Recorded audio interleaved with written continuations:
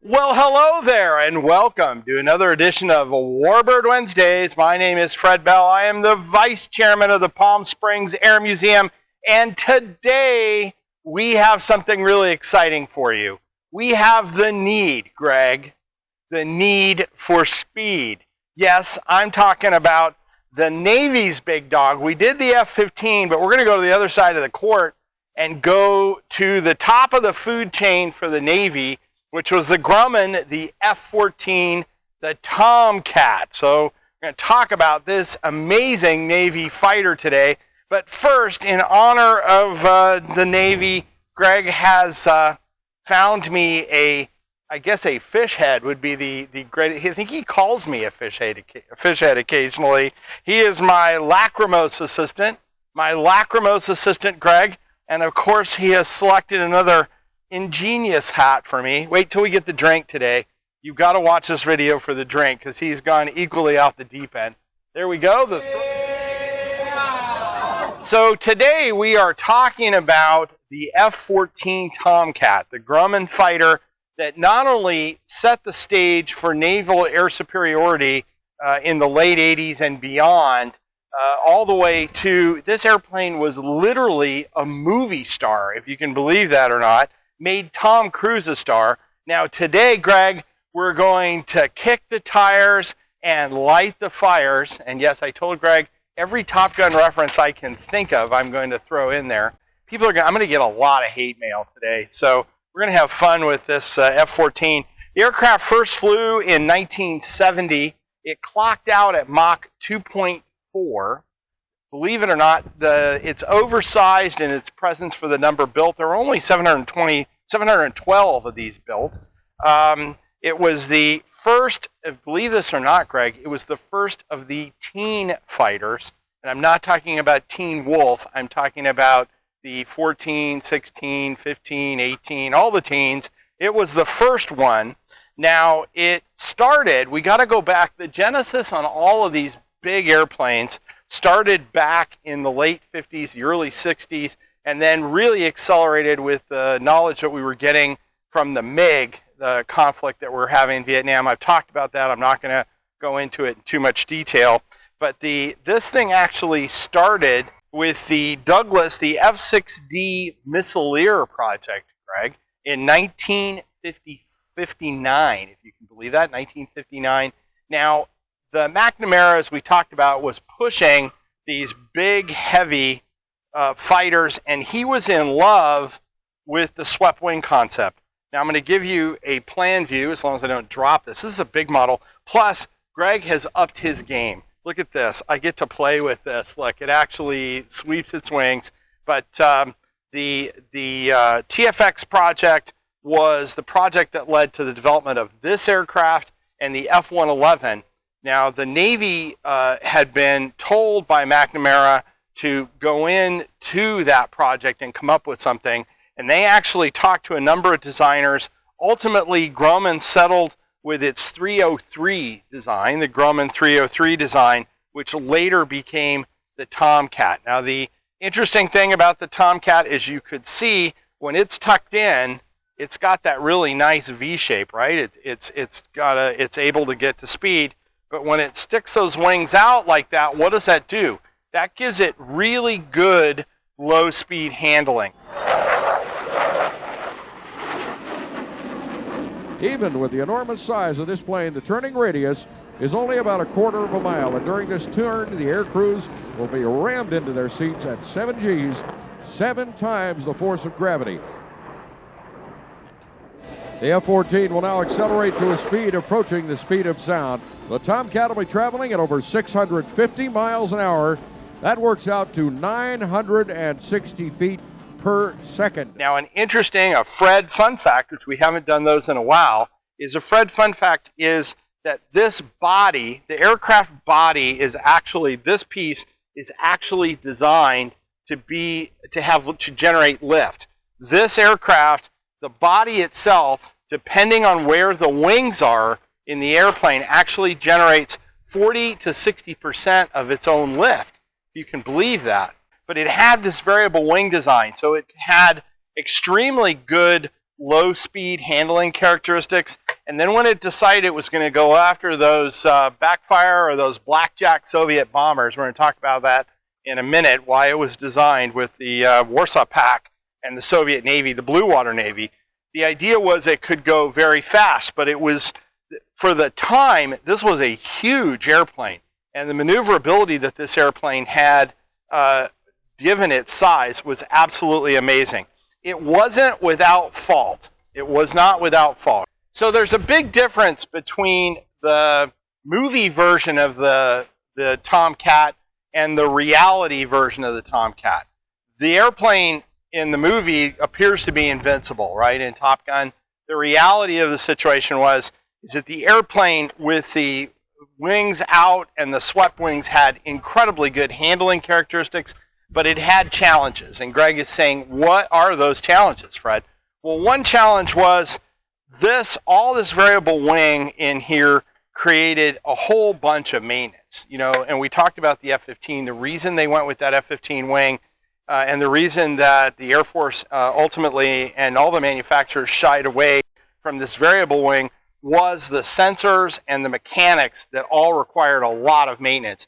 Now you can imagine that you're on an aircraft carrier at sea and you have all kinds of just nasty issues because you're on the ocean, right? And then on top of it, you're trying to conduct carrier operations and salt water and everything else. It just doesn't, it's not a good mix. Ultimately, you can really argue what led to the F-14's demise were a couple of things we'll talk about in a minute, but this maintenance issue was a problem. The other problem with the aircraft in this design, and I'm standing in front of it, is this opening that goes into the intake on the engine. This airplane had a nasty problem on what's called angle of attack. If you got the airplane into a certain attitude and the angle of attack as the air was going in the airflow, you would get, and Greg can throw it up, the definition, we've talked about it in the early engines, jet engines, get a compressor stall in this airplane. If you get a compressor stall and you're in the wrong position, where let's say you're low and slow and you have a thrust imbalance on the airplane, what's the airplane going to do, Greg? It's going to heel over on you. And that's how many Tomcat pilots had problems in the airplane, ultimately had to punch out because the airplane would literally have a compressor stall and heel over and became just completely unmanageable at low altitude or when the airplane was being launched. But for its mission, which was to provide a CAP, a combat air patrol, over the fleet, it was perfectly suited. It was, as I said, very fast with the swept wing, very maneuverable. And what was it up against? Well, it was up against the Soviet Navy. Remember, we're up against communist Russia.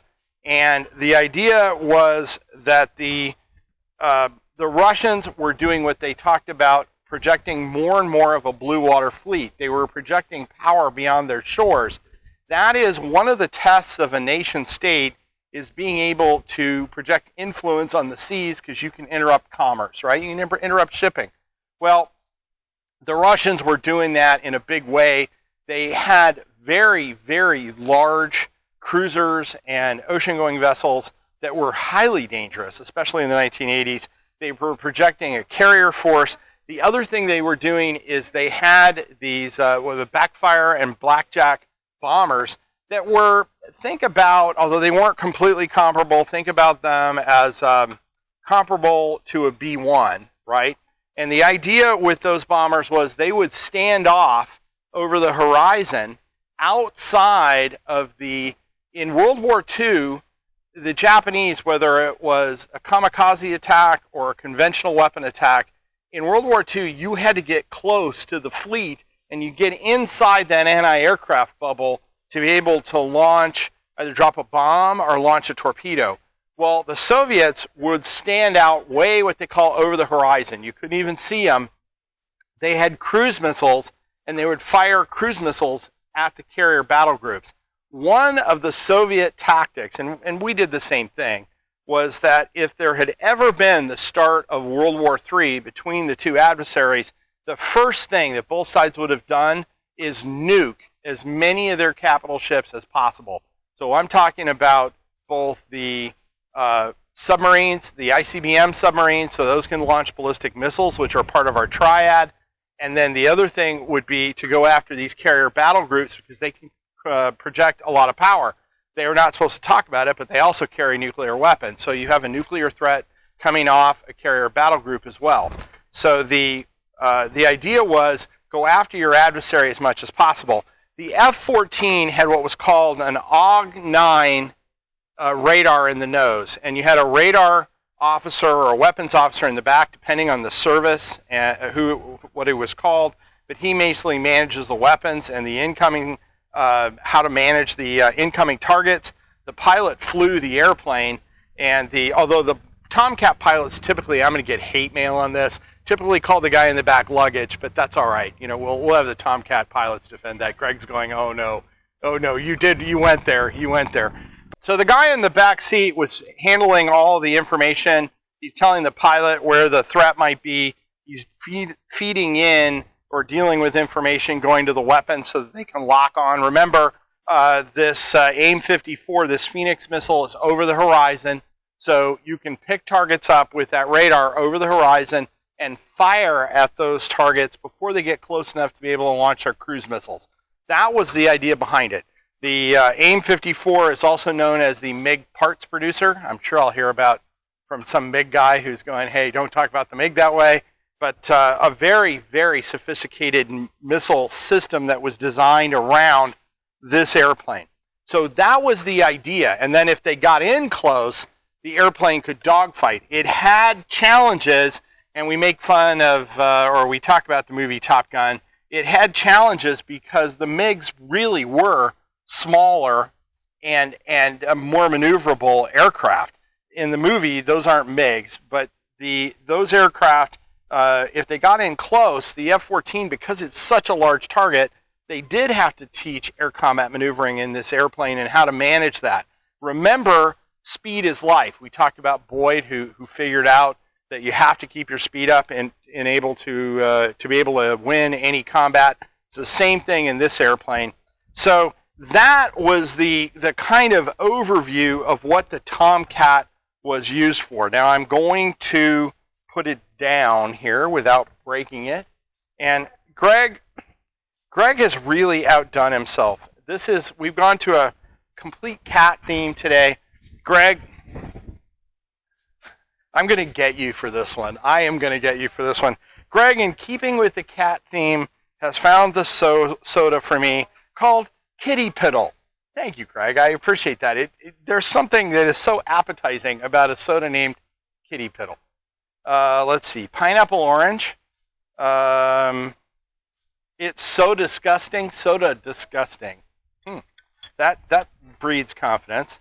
It's totally gross soda. You'll have to get a shot of that label. That's a great label. I don't see a sell-by date. I don't know where you got this. They've really limited the manufacturer information on here, probably to minimize lawsuits. So we'll see. But we're going to go ahead and pop this. What I want to do is all of you guys and girls who flew CAP, Combat Air Patrol, and are still doing it. Remember, we've got F-18s out there that are still doing this role, and all these kids that are still flying. I salute you. The Cold Warriors that stood watch on a war that never came, and all the folks that made this airplane famous, up to Fighter Town. Thank you so much, and we appreciate your service.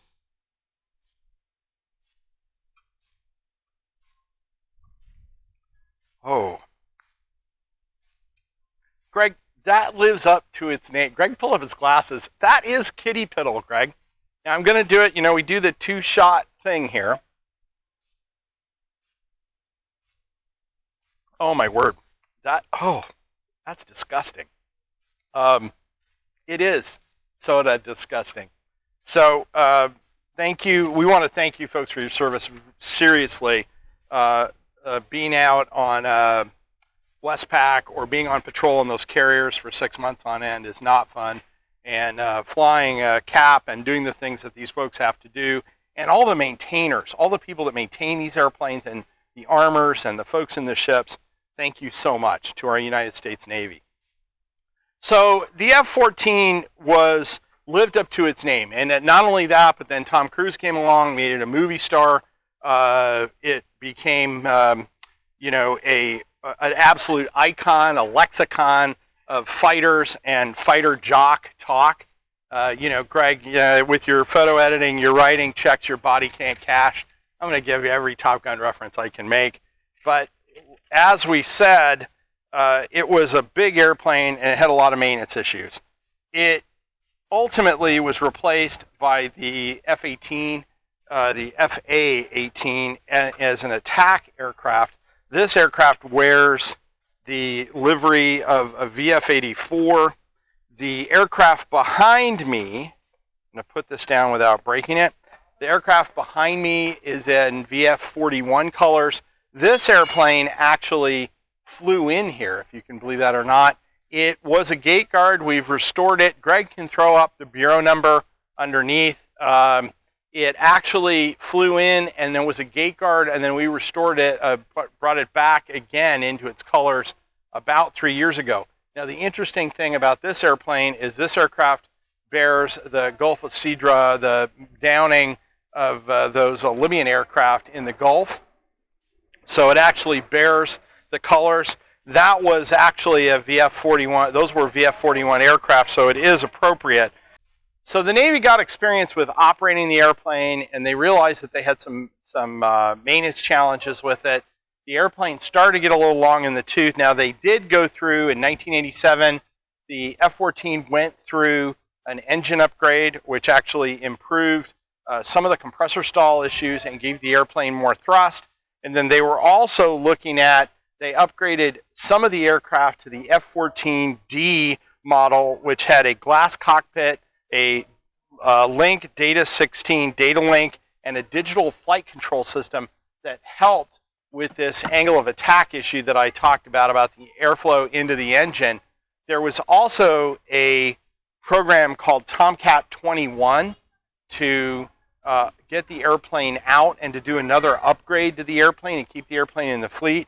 But at that point, the Pentagon had decided that they were going to go with these multi-mission airplanes like the F-18 and the F-14, although they did turn it into the Bombcat. They put a lantern pod on it where it could do precision bombing missions. The writing was on the wall for the F-14. Now, Greg, a Fred fun fact is I actually, off on the Abraham Lincoln, got to watch F-14Ds actually operate off the Lincoln one time. And I can tell you when they're doing flight ops out there, it is just absolutely amazing. The noise and everything, and the afterburner plumes on these airplanes, especially at night, is just something that I will never forget. But the Super Tomcat, or the Tomcat 21, was the last proposed line for these airplanes, and they just weren't going to get there. The Navy had made a decision they were going to go away. They were going to retire the A6, and they were going to make a whole transition into multi-mission airplanes, starting with the F-18. Now, a couple of interesting Fred fun facts. The name Tomcat was a tribute to Thomas Connolly from the United States Navy. There were other names that were actually considered, and that was Alley Cat and Sea Cat. Now, the other interesting thing about our collection, Greg, is we have every cat fighter that was ever in the Navy. So you can come to the Pacific hangar, you can see all of them, including this airplane, which was at the top of the food chain, the Tomcat. So what is the legacy of the Tomcat? Well, one is, it is still, if you think about fighter pilots, you think about Top Gun, you think about all the cliches, you think about all that stuff in the movie, which is not even close to reality, but people get really excited when they feel, Greg, when they feel the need for speed. So they get excited about that movie. We've got another Top Gun movie coming, which, if you can believe that, so that is absolutely a legacy of this airplane. The Tomcat actually lives on. You know, some of them were sold under license to the Iranian Air Force with the Shah of Iran, and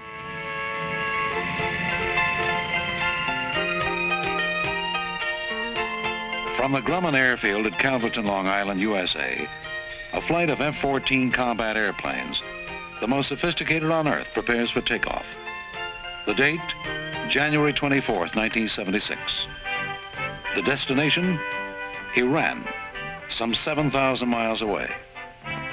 The purpose, to deliver a credible air defense system to one of the world's most strategically located nations. The challenge, not merely to produce and to deliver the airplanes, but to support and to maintain them as well in a harsh, rugged environment. The Iranians are actually still flying these airplanes, which you can believe it. They've reverse engineered a lot of the parts, and they're still keeping them in the air, which is just hard to believe this far on. But the Tomcat really epitomizes everything that you think about the bravado of a fighter and a fighter pilot, and that is due to a lot to the mystique built around the airplane, a number of movies that it was in, like Final Countdown, and of course its exploits. It saw quite a bit of combat, and it was a victorious airplane when it was in combat. Now, first of all, I would not recommend Greg's choice on the soda, the Kitty Piddle, but if you do want to go out and you feel the need for speed yourself, Greg, you can go out and get yourself one of these great, Greg has this, he flies it around the office, one of these great F-14 models. You can get that on our gift shop, and then of course, the name that epitomizes the bravado of this type, which is Anytime Baby, the Tomcat t-shirt. This is on our website. This is got our 25th anniversary logo on it. So what I want to tell you right now is I know all of you lost that love and feeling. Greg, you lost that love and feeling when the Tomcat was retired. I think that's the last Top Gun movie pun I have. I want to say thank you very much for watching this video today. Remember, subscribe on YouTube, like us on YouTube. If you know an aficionado, send them out. We do these things in about 20 minutes. They're lighthearted, but we hope that you've learned something. Like us on Facebook. Remember, we can't do the restorations donations like putting this airplane back together without your donation. So go out to our donation page and make that donation. My name is Fred Bell. I'm the Vice Chairman of the Palm Springs Area Museum. Thank you very much. Have a great day.